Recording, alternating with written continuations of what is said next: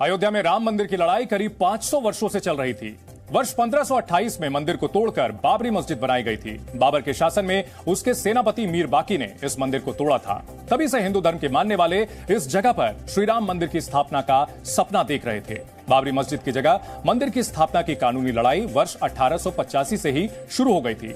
तब महंत रघुवर दास ने अयोध्या की स्थानीय अदालत में जन्मस्थान को लेकर मुकदमा दायर किया था। मुकदमे के जरिए चबूतरे पर मंदिर बनाने की मांग की गई थी। लंबे कानूनी लड़ाइयों के बाद आखिरकार करीब 134 साल बाद अयोध्या में राम मंदिर बनाए जाने का कानूनी फैसला आया। उस फैसले के करीब 4 साल बाद वो मौका आया है जब रामलला मंदिर में विराजेंगे। देश की जनता जानती है कि इस पूरी लड़ाई में किस राजनीतिक दल या किस राजनेता ने मंदिर बनाए जाने का पक्ष लिया, और वो ये भी जानती है कि किस राजनीतिक दल या नेता ने मंदिर का विरोध किया। आज देश की राजनीति राम मंदिर की प्राण प्रतिष्ठा को लेकर गरमाई हुई है। यही वजह है कि एक राजनीतिक गुट प्राण प्रतिष्ठा के पक्ष में श्रद्धा भाव दिखा रहा है, तो दूसरा पक्ष राम मंदिर को लेकर विरोधी बयानबाजी कर रहा है। जितेंद्र आव्हाड ही नहीं, इंडी गठबंधन के एक और दल आरजेडी के नेता और बिहार के उप मुख्यमंत्री तेजस्वी यादव ने राम मंदिर के होने ना होने को लेकर भी एक अजीब बयान दिया है। बिहार के मधुबनी में तेजस्वी यादव ने राम मंदिर को लेकर कहा कि मंदिर की जगह स्कूल या अस्पताल बनना चाहिए। बीमार पड़ोगे अस्पताल जाओगे कि मंदिर जाओगे? पेड़वा कट जाएगा तो मंदिर पंडित जी के दिखाई में जाएगा कि अस्पताल में डॉक्टर जी को दिखाओगे? बताओ आपको क्या चाहिए भाई? भूख लगेगा तो मंदिर जाइएगा, वहां तो दाने देना पड़ता है। हजारों लाखों करोड़ रुपया अगर अयोध्या में खर्च हो रहा है तो उससे कितने लोगों की शिक्षा हो जाती, कितने लोगों का चिकित्सा का व्यवस्था हो जाता, कितना लोगों को आप सैलरी दे पाते, नौकरी दे पाते कि नहीं दे पाते? यह देखा गया है कि इंडी गठबंधन के नेता श्री राम मंदिर का विरोध अजीबोगरीब तर्क के साथ कर रहे हैं। तेजस्वी का कहना है कि बीमार पड़ने पर इंसान मंदिर नहीं जाता, इसलिए अस्पताल बनना चाहिए। वो ये भी कह रहे हैं कि मंदिर में तो चढ़ावा देना पड़ता है। जन्म से हिंदू तेजस्वी यादव के परिवार में छठ पूजा का बहुत महत्व रहा है। क्या आपने उन्हें कभी छठ पूजा विरोधी बयानबाजी करते सुना है? क्या कहीं उन्होंने ये कहा है कि छठ पूजा पर खर्च होने वाले पैसे से अस्पताल या स्कूल खुलवा देना चाहिए?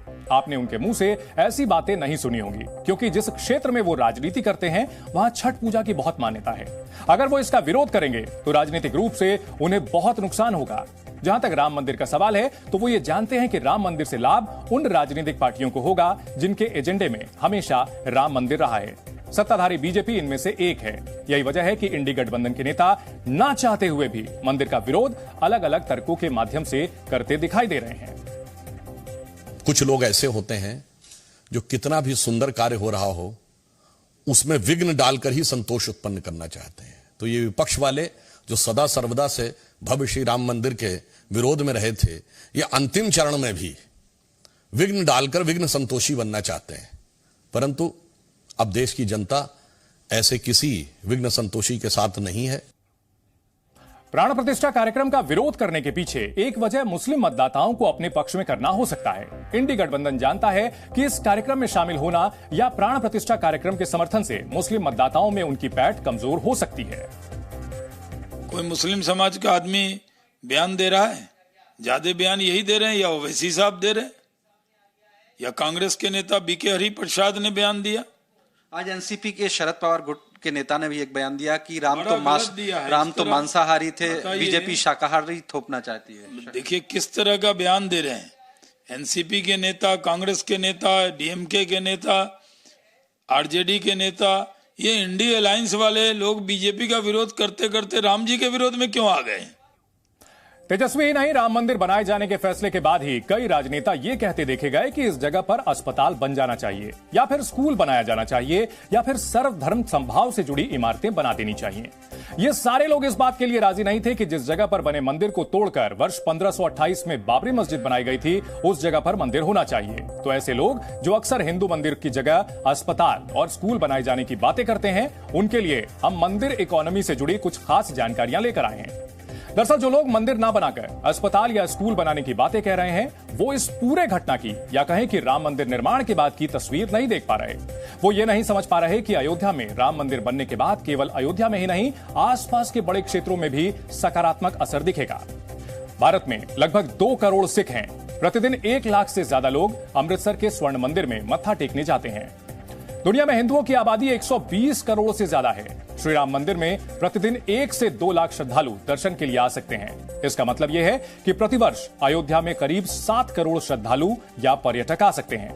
इन श्रद्धालुओं और पर्यटकों के आने से अयोध्या में रुकने, खाने पीने और खरीदारी का बड़ा बाजार तैयार होगा। इससे लाखों लोगों के लिए रोजगार के मौके बनेंगे।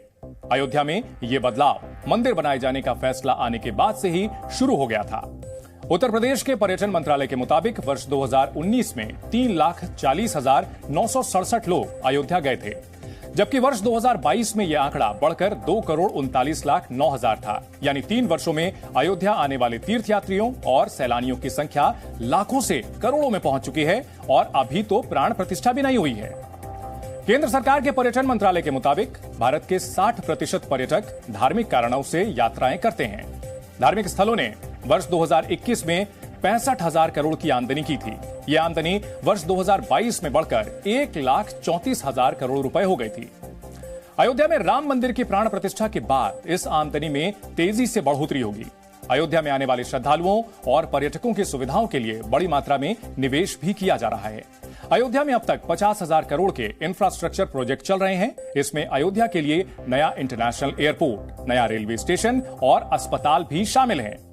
अयोध्या के आसपास 8 नए छोटे शहर भी बसाए जा रहे हैं, जिनमें बड़े पैमाने पर निवेश हो रहा है। बात करें अगर दक्षिण भारत की, तो वहां तिरुपति बालाजी मंदिर सीधे तौर पर लगभग 20,000 लोगों को रोजगार देता है, जबकि कई हजार लोगों को अप्रत्यक्ष तौर पर यानी इनडायरेक्टली रोजगार मिलता है। राम मंदिर की वजह से भी अयोध्या में लाखों लोगों को सीधे और अप्रत्यक्ष तौर पर रोजगार मिलेगा। ये नौकरियां इंफ्रास्ट्रक्चर, ट्रांसपोर्ट, टूरिज्म, हॉस्पिटैलिटी जैसे क्षेत्रों में होगी। इसके अलावा अयोध्या में आने वाले पर्यटकों और श्रद्धालुओं के रुकने के लिए नए होटल और रिजॉर्ट्स भी बनाए गए हैं। इनमें भी हजारों लोगों को नौकरियों के अवसर मिल रहे हैं। राम मंदिर में बड़े पैमाने पर श्रद्धालु चढ़ावा भी देंगे। उदाहरण के तौर पर तिरुपति बालाजी मंदिर में हर साल करीब 250 करोड़ रुपए का चढ़ावा आता है। मंदिर का ट्रस्ट इस चढ़ावे का एक बड़ा हिस्सा आसपास के क्षेत्रों के विकास में लगाता है। इसमें स्कूल, अस्पताल, पार्क जैसी सुविधाएं शामिल हैं। श्री राम मंदिर की प्राण प्रतिष्ठा के बाद वहां भी बड़ी मात्रा में चढ़ावा आएगा और ट्रस्ट इसका एक हिस्सा अयोध्या और उसके आसपास के क्षेत्रों के विकास पर लगा सकता है। यानी अयोध्या में केवल एक श्री राम मंदिर की वजह से मंदिर इकोनॉमी डेवलप होगी, जिसका फायदा यकीनन उन लोगों को मिलेगा जो इस क्षेत्र में रहते हैं। यही नहीं, इस पूरे क्षेत्र के लोगों को नौकरियों के भी अवसर मिलेंगे। जो लोग मंदिर का विरोध कर रहे हैं या फिर जो लोग मंदिर की जगह अस्पताल या स्कूल बनाने की बात कहते रहे हैं, उन्होंने वो नहीं सोचा जो असल में होता आया है।